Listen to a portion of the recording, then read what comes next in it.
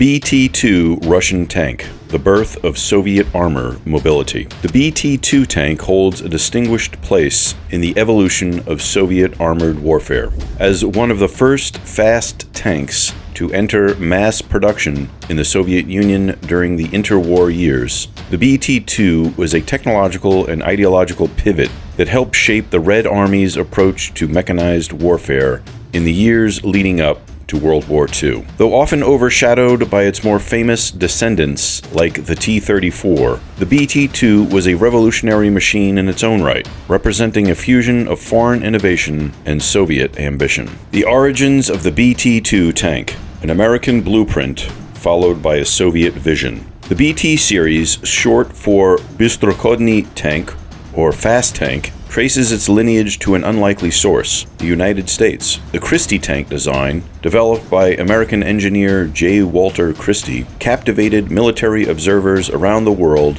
with its radical suspension system and speed-oriented design. In the late 1920s, the Soviet Union, keen to modernize its military under Stalin's industrialization drive, quietly acquired the plans for the Christie M1931 tank through indirect channels, circumventing U.S. export restrictions. The result was the BT-2 tank, essentially a modified version of the Christie tank adapted for Soviet manufacturing and doctrinal requirements.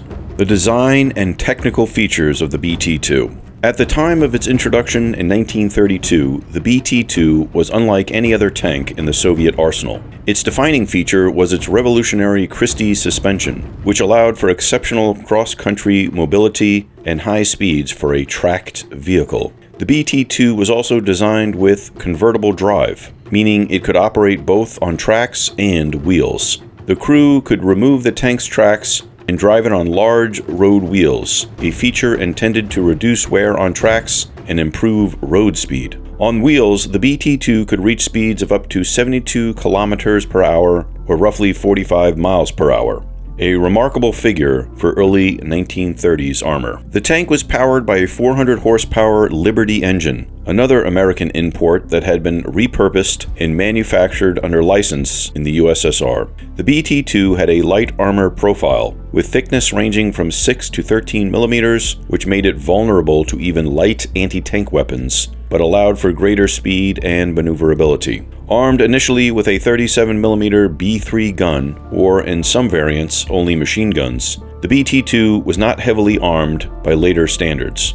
But it was sufficient for the roles envisioned for it at the time: scouting, flanking, and rapid exploitation of breakthroughs. Its strategic role and operational use. The BT-2 did not emerge in a vacuum. It was born into an era of intense military experimentation. Soviet military theorists like Mikhail Tukhachevsky were developing bold new ideas about deep operations and mechanized warfare. The BT-2, with its emphasis on speed and mobility, was a perfect fit for these doctrines.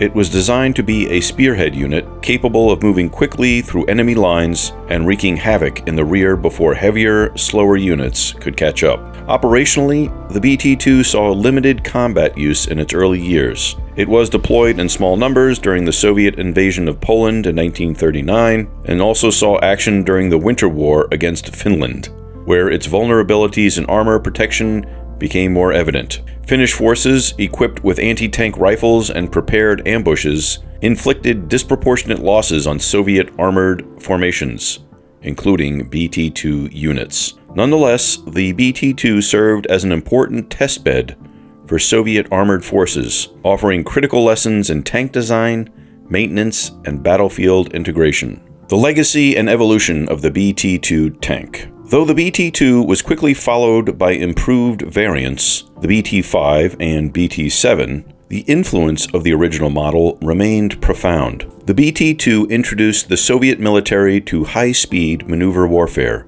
and laid the technical foundation for future designs. Notably, the BT series directly informed the development of the T-34, arguably the most iconic and effective tank of World War II. The T-34 retained the sloped armor concept, Christie suspension system, albeit improved, and emphasis on mobility that characterized the BT line.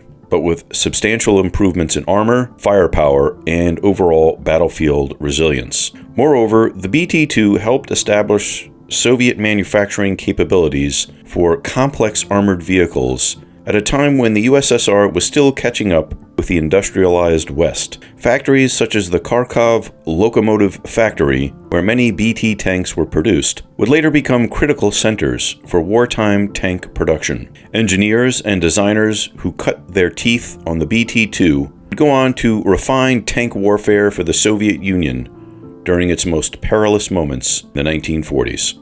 In conclusion, while it was never a dominant force on the battlefield, the BT-2 deserves recognition for its role as a catalyst in the Soviet armored revolution. It was a machine ahead of its time, blending foreign technology with domestic ambition to produce a tank that changed the way the Red Army thought about speed, mobility, and mechanization. More than just a technical curiosity, the BT-2 was a proving ground for ideas that would come to define Soviet armored doctrine and ultimately influence the outcome of World War II. In the grand tapestry of 20th century warfare, the BT-2 may appear as a footnote, but it is a footnote that changed the direction of history.